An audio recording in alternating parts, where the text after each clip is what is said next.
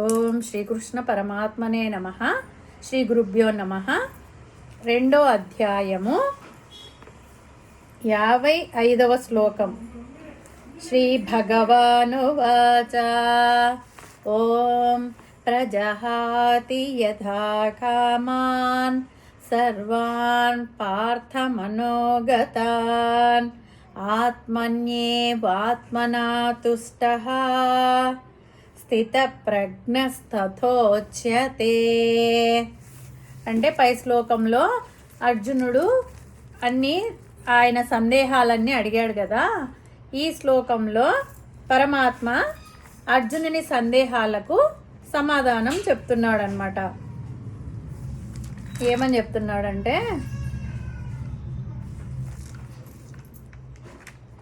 ఎప్పుడైతే సాధకుడి మనస్సులో గూడు కట్టుకొని ఉన్న కోరికలన్నీ సమూలంగా నశిస్తాయో, ప్రజహాతి యదా కామాన్ పార్థ మనోగతాన్, మనస్సులో ఉన్న కోరికలన్నీ నిశ్శేషంగా ఏమీ లేకుండా పోగొట్టుకోగలుగుతాడో, ఆత్మన్యేవాత్మనా తుష్టః, అంటే సంతోషంగా ఉంటూ బయట విషయాల మీద ఆసక్తి లేకుండా పరమాత్మ యందే, పరమాత్మ స్వరూపమందే ఉండి దేని మీద కోరిక లేకుండా ఆత్మలోనే సంతృప్తిగా ఉంటూ తమ స్థితప్రజ్ఞ స్తదోచ్యతే, అప్పుడు వాణ్ణి స్థితప్రజ్ఞుడు అంటారనమాట.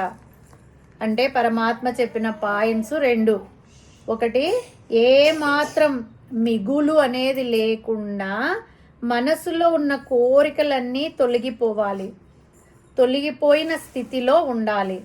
రెండోది, సంతోషంగా ఉండాలి. సంతోషం ఒకవైపు, కోరికలు లేకుండా ఇంకొక వైపు ఉండాలి. కోరికలు మనకు తాత్కాలిక సంతోషాన్ని కలిగిస్తున్నాయి. కోరికలు వస్తున్నాయి, అవి తీర్చుకోవడానికి మనం శ్రమ పడుతున్నాము. అవి తీరాక తృప్తి కలుగుతుంది, కానీ అది ఎంతోసేపు నిలబడదు.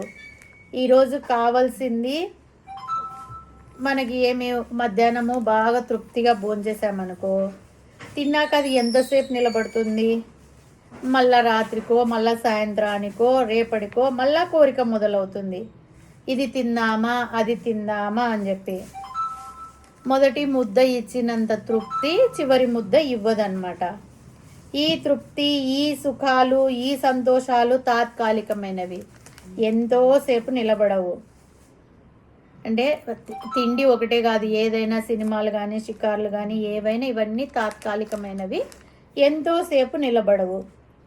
ఆలోచిస్తే మనకే అర్థమైపోతుంది అన్నమాట.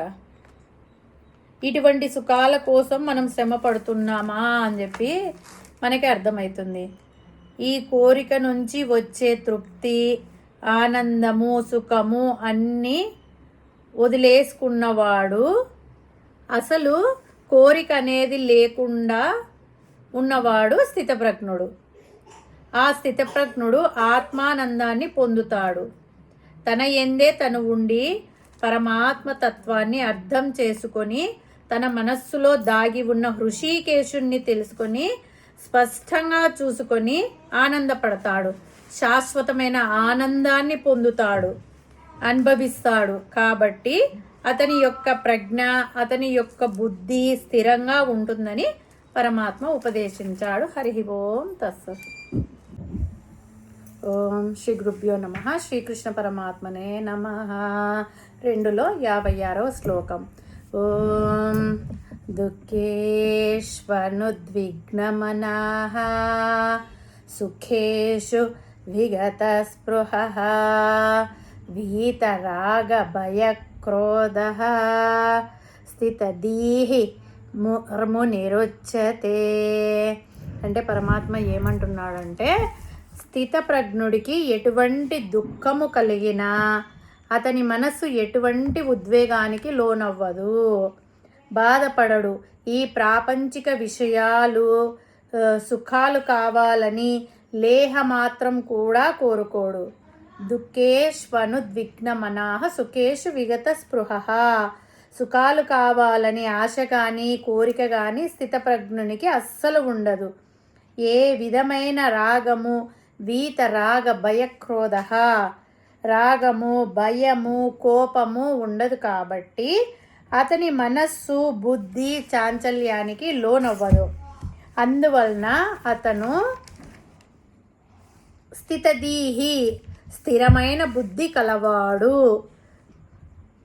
మునిరుచ్యతే అంటే మననాత్ ముని, మననం చేసుకునేవాడు ముని అవుతాడు.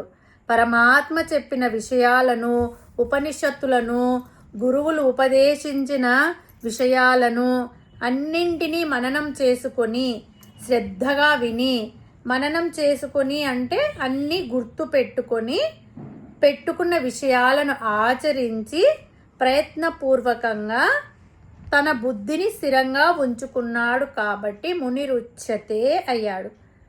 శాశ్వతమైన బ్రహ్మానందం ఏది అని తెలుసు స్థితప్రజ్ఞుడికి, అది అనుభవిస్తున్నాడు కాబట్టి వీటన్నింటికి లోనవ్వడు. హరి ఓం తత్సత్.